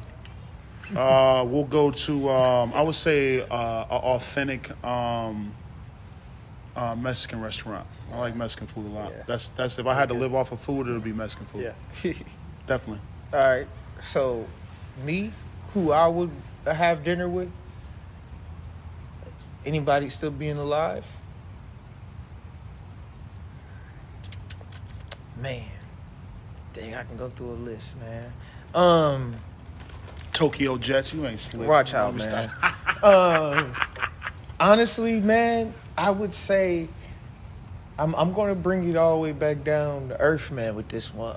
I would say my longtime friend, Marisol Garcia. Check you I out. would have dinner with her. And Why? And dinner would be at my place because I can cook. And, All right. What are you cooking? What are you cooking? I don't know right now.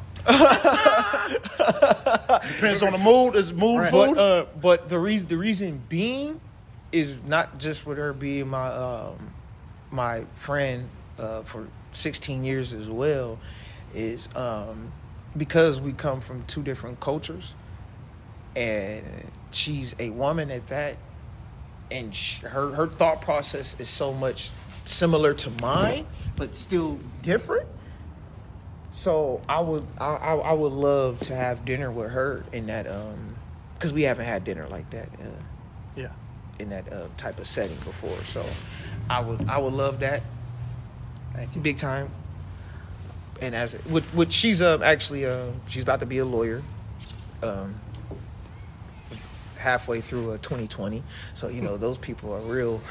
You know, I like to get down and dirty when it comes to. I'm sapiosexual, so yeah. Here What you does that go. mean? Here you go. Sapiosexual basically is that you're attracted to I love it. intellect. I love it. Oh, that's good. So I like that. if I put it in English terms, hope we don't have any kids that listen to this. Mind fucking. Listen, I asked him that question before. I was like, what is a sapiosexual? Yeah. And he told me, and I was like, that's why I don't care for whores or hoes no more. This guy. I'm going to be honest. Can I be a dirtbag? Yeah, go ahead. Go So, ahead. Yes. seriously, because I feel like a lot of women carry themselves I feel like the way that women carry themselves now, it's not ladylike anymore. Women are very sexual with the way that they carry themselves openly, which isn't a bad thing, but how often? Like nowadays, it's like all you see is ass and titties, cleavage and butt. The dirty right? Dianes. The dirty Dianes. And back in the day, that stuff used to be behind closed doors or just for your man or your, whoever, your significant other, whatever, right? Yeah. Now, the stripper is the thing. Like looking like a stripper, acting like a stripper, dressing like a stripper with TikTok. the eyelashes. I was gonna say That's the I was thing gonna say now. something, but I'm not gonna get. I Yeah. don't want to spin off Right. from what we got going on Right, here. right. So I don't want to spin off. So when I started looking at it with the sapiosexual thing, it's like I'm more aroused and turned on with the intellect, the brains. If you can't have a conversation, we can't converse. I'm not really turned on by just the body. I need more than the physical. I need the mental. So that's why I'm there with him when he said. I didn't know what it was. I thought it was just me. I'm like, yeah, I see all these hoes here, but Right. they're not doing it for me. 2020 goal. 2020 goal, personal or business wise, or both? Both. Whatever you want. All right, personal for me is getting me a listing on Airbnb. That's personal. Team wise, True Dirtbag is getting us another teammate, or should I say, landing us another teammate. The Lord blessing us with another teammate. Mine would be 2020 within this next year. So that's a short-term goal. So the short-term goal for me in 2020, since it's so quick, because I got a 10-year plan kind of put out. I would say the 2020. I actually have this on my wall. I would say it would be more ownership, profitable assets. It's good. What are your thoughts on Kanye West? I love him because he's a person that can create a conversation, and that's what I do. So I don't care what his opinions are. Everybody has their own opinions. I feel like people get too involved in other people's opinions. As a person, we all have our own mind. So I respect him. I love him because he doesn't care who he goes against. Even though it's like all this political and, history, racial, all that. Outside of that, just his character, he's not afraid to be a rebel. That's why I like him. And me, I have no problem with Mr. West. With anything that he does, says, or do, because that's the whole point of living your life, with having the freedom of speech in this nation.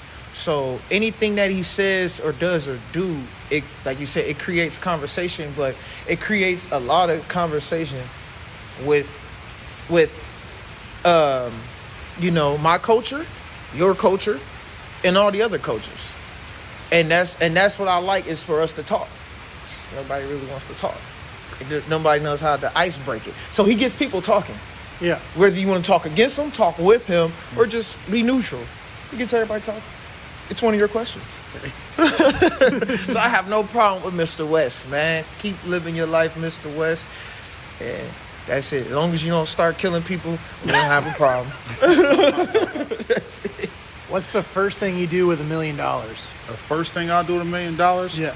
I would invest in other things that make money. First Instead thing, of spending the money, I'm going to invest in the things that's going to make me money back. Yeah. That would be the first thing. Okay.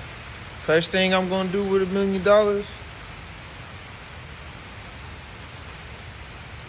and this is selfish, and I'm going to just tell you guys this right now. This is going to be selfish, and I think I know what you're I gonna can be say. Go selfish ahead. at this moment because I am a selfless person. But anyways, I'm going to make two. Make $2 million? I'm going to make two. First thing I'm going to do with my one is make two. How do you make the two? Hey, do I got to get in all that? No, you don't. Damn. I just told him what I would do You with right. the first one. Show you right. I got to give him all of that now? But no, I would take the one and I would make it two, obviously for motivational reasons. All right. That's I what like would that. do. What's your favorite part of yourself? My favorite part of I just smiled myself, so hard. the Dirtbag. I just smiled so hard. The favorite part is now. What do you mean by Everyone part? thinks physical. It's You know what I'm saying? Yeah. It's True mental. Dirtbag, right? Yeah.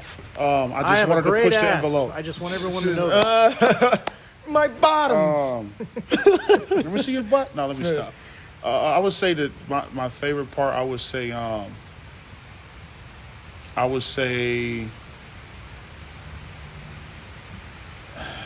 Man, that's a deep one. What was the question again? Say it again. Like favorite part of yourself. Okay. I would say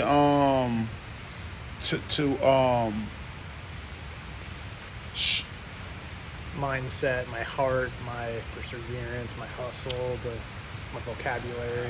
I would say that, okay, here we go, I got it.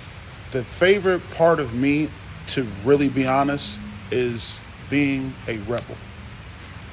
I really live that from the job. Like, anytime any of the big wigs or anybody really asks my honest opinion, I'm not thinking the politically correct answer. I'm thinking the rebel. And I'm not scared to do it, and whatever the consequences are, I'm willing to deal with them. So I feel like I represent what a rebel really is to the fullest extent if you watch where my brand has started from and where it is at now and where it's going. So I would say that. Me, I would say, man, my heart and my mind. I'm going to say both. You got to those. pick one. You cheating. Yeah, just one. one. It's hard. One or the other. Well, overall, I'm going to just say my heart. All right. So you got a big heart. I can't use sense of humor. I can't use mine, but I'm going to pick gotta heart. sum it up in one. Actually. So the heart. Now, I'm going to pick heart because, man, just you doing good things don't make you a good person. Mm-hmm. I Just like putting that out That's there. deep. That's deep. Doing good things do not make you a good person. I like that. I don't have to get in detail of that. Mm-hmm. To anybody who listens to classical Buffalo, you will understand it once you heard that. But so going back to it, doing good things do not make you a good person. My heart, my wholehearted heart, I am good in my heart.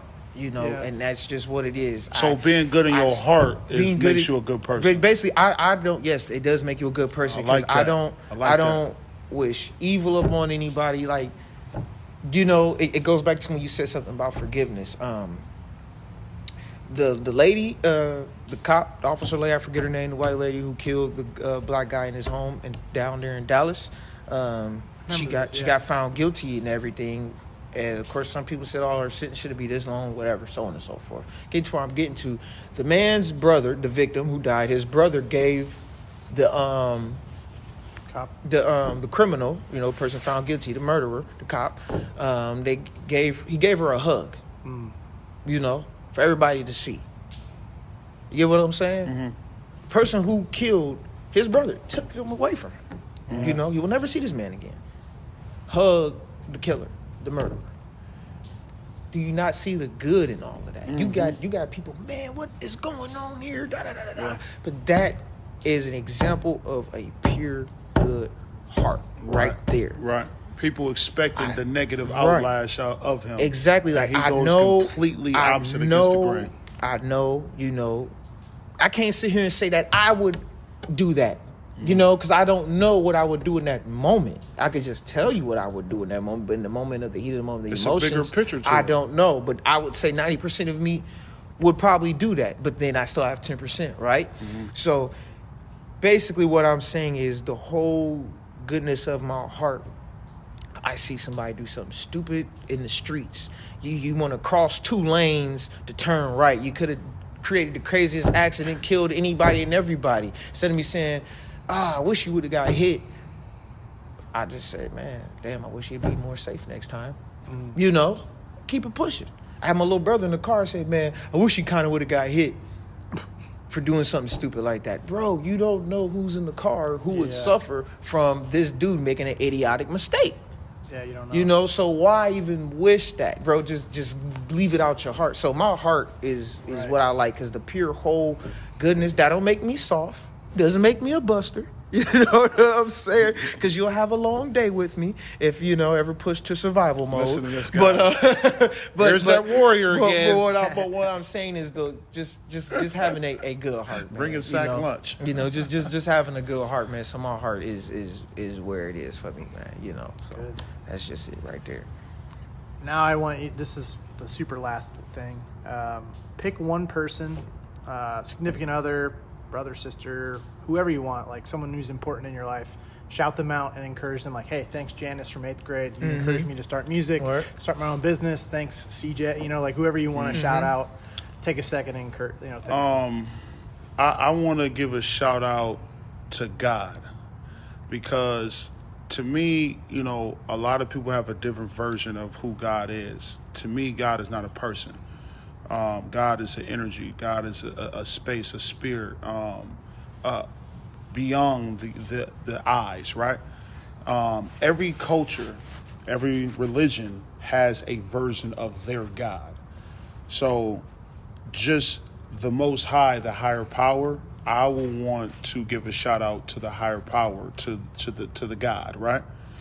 Because without that, like I would be in a whole nother situation of just negative space if I didn't have that positive peace in my life, because of the morals that it comes with. You got to have some type of morals. You got to have some type of code of honor. You got to have some type of respect. Even all the way back in the old times, there was always some type of structure, protocol, process, procedure. And nowadays, in the world we living in now, that is becoming minuscule, where it's just like very minimum of respect and just morals and code of honor and things like that. So I appreciate being able to be in that space and be in the golden time of that, because I feel like now it's our duty in our age bracket now, you know, because granny and them, great granny and them, they did their duty. Mom and dad and them, that's how we're here now. Now it's up to us to pass on what we have, or from the good and the bad, on to the kids. The kids is the most important part to me. And I feel like a lot of people live their lives with no responsibility or priorities. What they got to understand is there's a future coming after us. So you have a priority. You have a responsibility, and people are not owning up to that, to make sure that these kids have something to look forward to as far as structure. So that would be mine. I would give my shout out to God. That's what got me where I'm at today. First and foremost, you know, me as well, you know, I give all glory to the Lord God, the Most High, first and foremost. But to put it to the physical aspect, who I would like to shout out to, big shout out to Sears for firing my mama. What? Yes. What? Shout out to Big Sears. shout out to Sears for firing my mom, because that was when the snowball effect happened to where I am who I am now. Wow. You know, because my mom was coming to all my football games and she got fired because she came to my football game. She didn't want to miss a football game. So she got fired fired for being a good mom. Right. She got fired. Corporate, Then right? when she found her other job, she missed football games, all of them from there on out. Yeah. You know what I'm saying? So obviously she made the sacrifice, but then was like, gotta work. You know, kind of ain't gonna watch your football games no more. But basically where I'm getting at is that fire right there did something to my mom, which pretty much put her in a funk, you know, to where I lived a certain life all the way up to where I am now. You know, all my trials and my tribulations and everything that I went through that didn't have nothing, that was out of my control, was because of her, you know, is what pushed me to be who I am. Yeah. Even though I know I had to go through the streets to get there, you know, I knew that was just going to be more credibility, you know, to my story, to get people to listen to me, you know, at a young age. So for you guys to get Eli right here, right now, big shout out to Sears. There you go. Big shout out to Sears, And man. their holiday sales coming up this summer. Buy one, get one free dress shirts. I like that. That was different. That was a that was rebel good. answer. So the sacrifice was the biggest piece out of that. You know what I'm saying? Like, you got to really see your mom sacrifice. I got to see for her something. sacrifice and then struggle. Right. Yeah. You know, Struggle is a good thing. And struggle, it's not always bad. And struggle without sacrifice, and that's what pushed me to where I, you know, to be who I am, because I took it upon myself to take care of my family at such a young age. You know, to where I am now. We got bodies moving in the park, just letting everybody know. But yeah, so that's. I wouldn't be me, because that was a changing thing for me. You know, she's not in the football field no more. And then it was like, well, dang, I thought she was at work, but she ain't even working no more. So now what's the excuse for not showing up at my football games?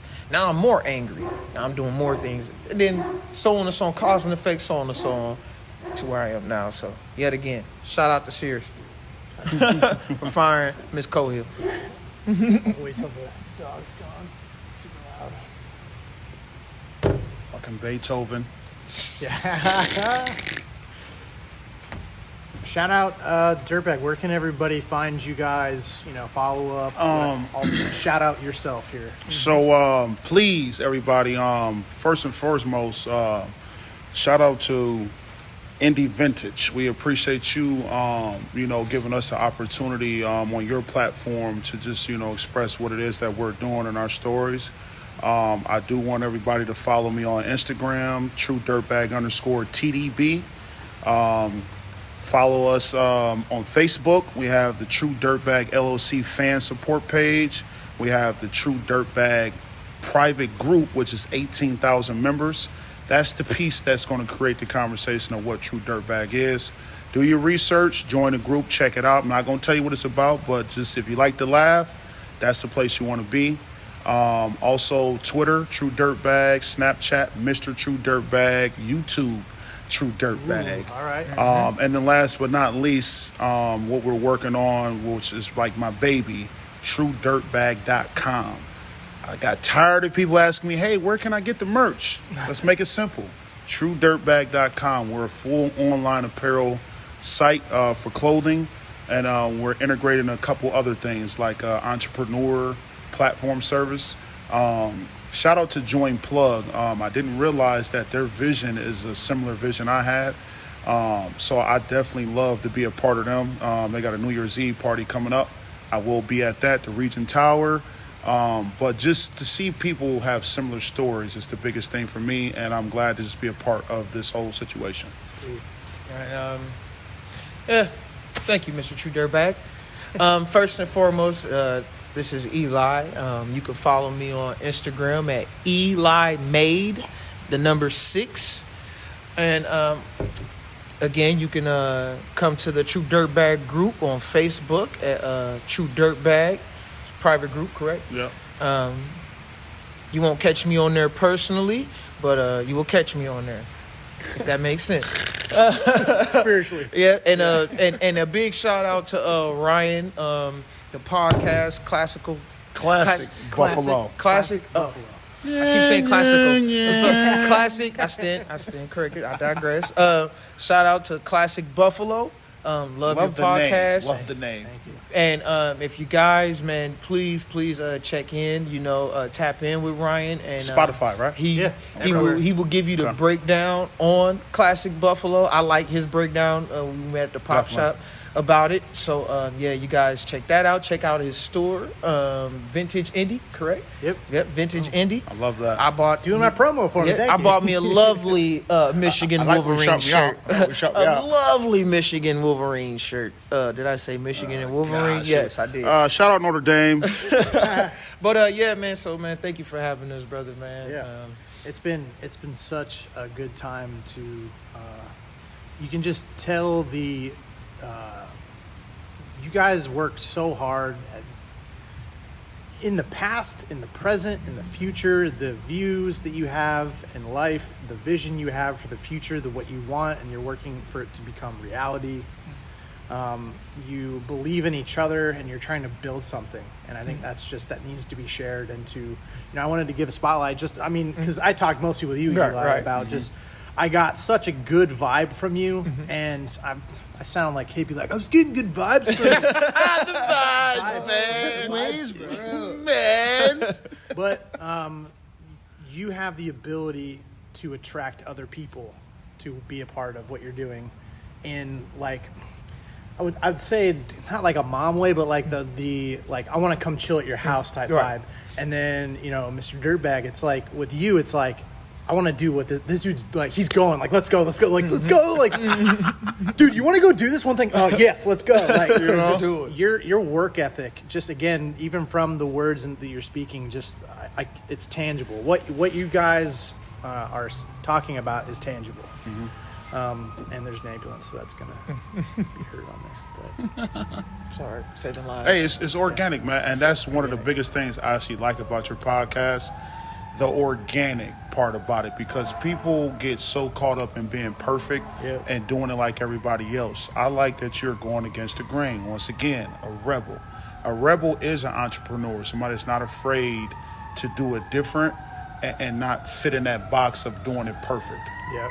You know, we're outside right now at nighttime doing what we do and doing what we love, which is the passion. There would be no other reason that we would be here if we didn't have that passion. So Yep. you really paint that picture of you have to really chase your dreams and believe your dreams no matter what. So definitely love you and the podcast for that. Thanks, man. Well, be like these guys. Jump on the podcast. Until next time. See you guys. All right. Deuce.